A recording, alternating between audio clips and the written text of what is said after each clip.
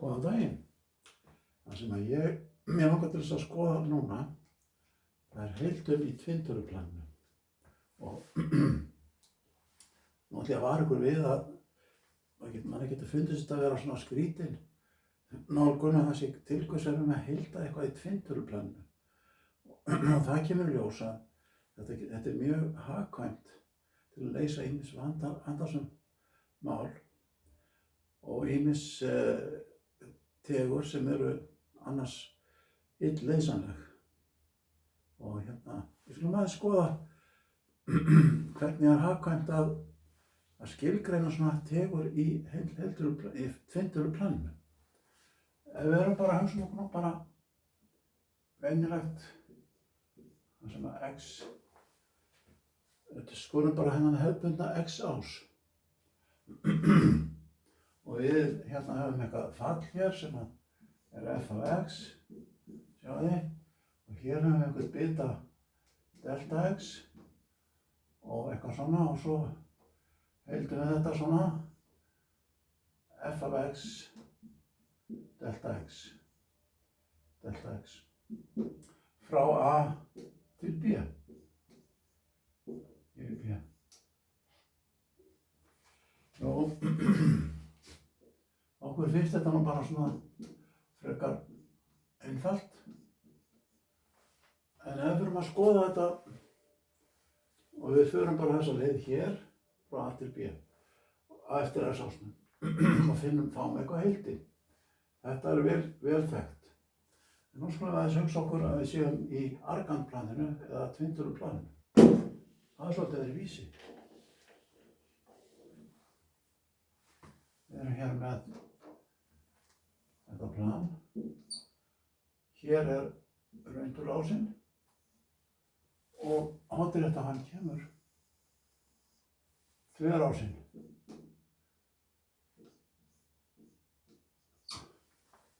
Og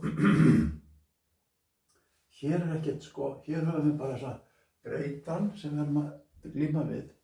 Hún heitir zeta. Hún er kölluð zeta. Hún er x pluss y sem y. Hún getur þessi zeta hér, þessi breyta hér, hún er skilgreind í öllu planinu.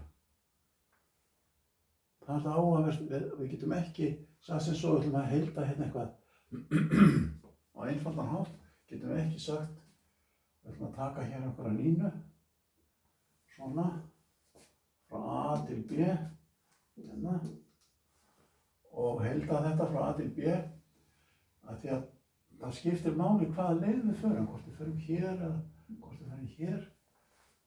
Að við sjáum að þetta, ef við höfum eitthvað fall af setu, það er eitthvað gildi hér og svo hefur það allt annað, hleypur eftir einhverju línu, svo hefur það allt annað gildi hér eða hér.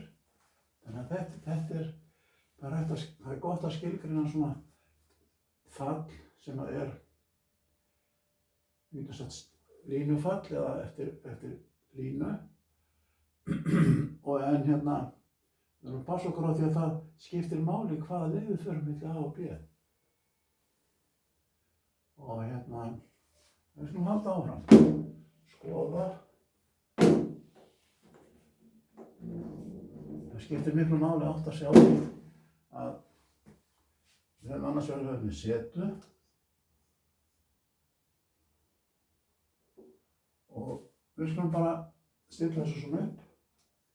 Hér höfum við setu, hér höfum við það sem við getum kallað upsilonásinn, upsilongildið og x-gildið hér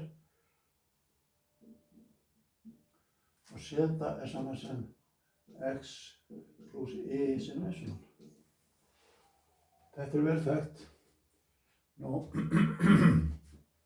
til þess að gera hlutina einfalda hjá okkur, þá ætla ég að segja að þessi leið hér sem við kallum r,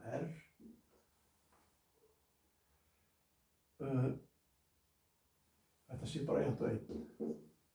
Það vil segja lengdin á zeta, sjáum þessi við. Þið sjáu að þá verður í raun og veru þessi hér verður kósinus af þeta, þetta er þeta og þetta hér verður sínus af þeta, þessi lengd. Og kósinus í öðru og sínus í öðru er jú 1. Ef við viljum hafa þetta bara r, þá var það r sinni sínus af þeta og r sinni kósinus af þeta. Það er eina sem breytist. Nú, það hefur verið sýnt fram á, Euler sýndi fram á það, að sem er mikilvæg jafna hér, í völdinu sinni þeta, er saman sem kósinus af þeta, pluss sinni sínus af þeta. Þetta hér er jafna Eulers. Þetta hér er jafna Eulers. Þetta er mjög mikilvæg jafna og hún hjálpar okkur þessu leið til þess að meðhöndla þessar komplexu tölur, eða þessar þvertölur, þessar tvinntölur fyrir ekki við. Ég rugla þessu alltaf saman. Nú, hún hjálpar okkur til að leysa þetta og þeir sem eru að horfa á þetta, þeir kannast nú við þetta allt saman, sko. En nú erum við komin að þessu að nota, höfum við hérna jöfnu Eulers. Þetta er, ég ætla ekki að fara að sanna þetta, það er frekar einfalt að sanna þetta hérna. Og til dæmis getið þið diffrað báðum megin og séð hvort það kemur ekki það sama út. Það gerir það víst. Það verður áfram jafnt. Nú, við viljum nú halda áfram með þetta svolítið og hérna reyna að átta okkur á því hvað er að gerast.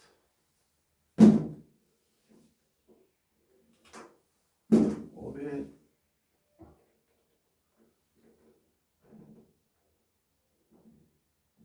sem er mjög mikilvægt að prófa að taka hér hring, svona, í kringum 0-punktinu, eða kringum einhvern punkt sem, ég ætla að hafa bara 0-punktinn til að hafa þetta einfalt. Þá vitum við að hér, þessi punktur hér er saman sem í völdinu sem er þeta, en þetta er bara einingarhringur, sem sagt r er jafnt á 1. Þá er þetta bara staður hér og þetta hér er þeta. Þessi staður hér er í völdinu sinni þeta. Nú, ég lef mér dætt í huga að taka fallið f af zeta. Ég segi f af zeta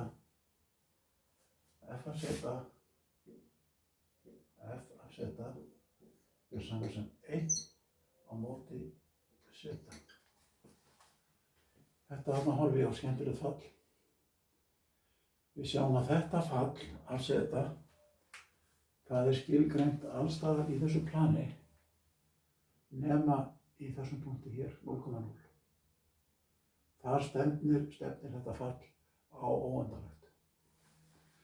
Og það er auðvitað áhugavert að fylgjast með því að við getum hvenær sem er ákveðið að meðhöndla þetta með einhverjum hætti. Það er hagkvæmt að tæra þetta í einn hring og sjá hvað gerist. Það kemur svolítið skemmtilegt út úr því og mjög hagkvæmt. Þetta er ekki augljóst. Þetta virkar eins og nokkuð svona stærðfræðilegir loftfimleikar og það gerir það. Þetta stærðfræðin er stundum svoleiðis. Til dæmis er ég alltaf mjög pirraður þegar koma svona langar útlistanir hvernig föllin eiga að vera til þess að sé hægt að meðhöndla þau. Gauss sagði það að þeir þurftu að hafa sér bara vel. Nú, það má segja það, en ég ætla þó að minnast á eitt atriði að komplexutölurnar, ef við höfum komplexutölurnar hér, bara svona sem engi, þá eru rauntölurnar,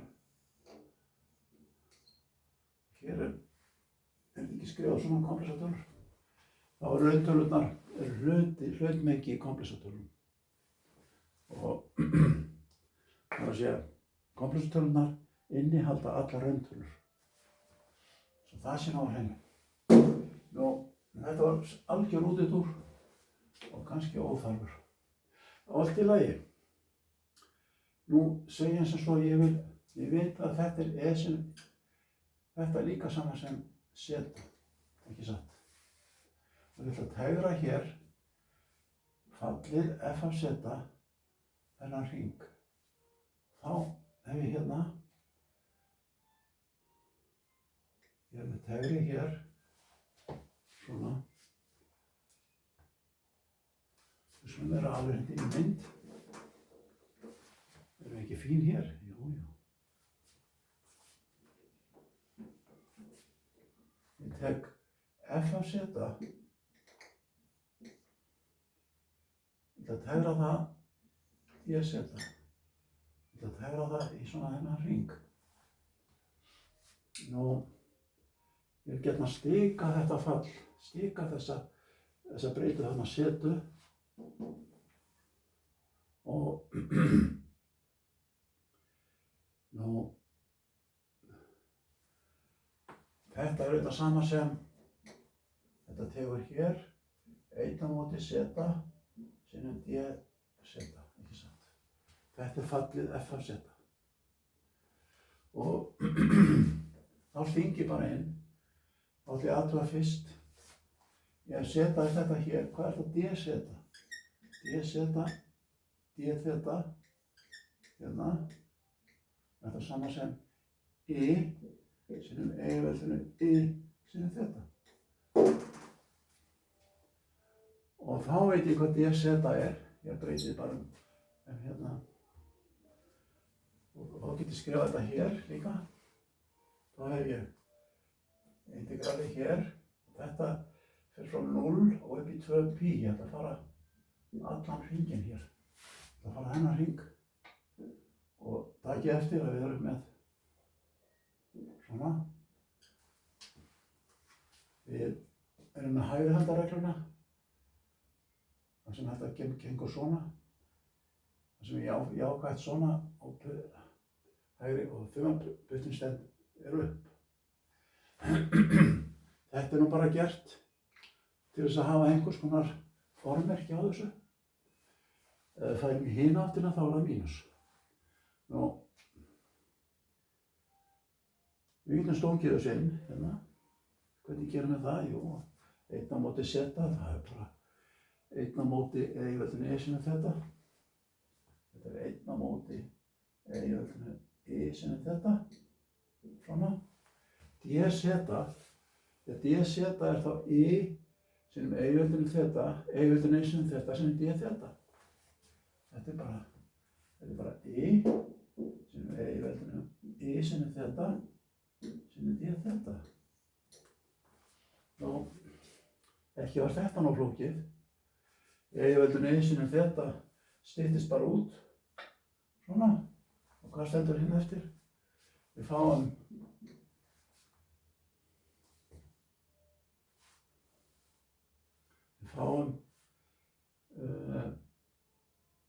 þetta integral frá 0 upp í 2π og það eftir stendur bara d þeta. Og hvað verður þetta? Þetta er bara sama sem 2π mínus 0. Það er sama sem, þetta verður nákvæmlega 2π. Þetta eru 2π sinnum Svona. Þetta er mjög mikilvæg niðurstaða. Og hérna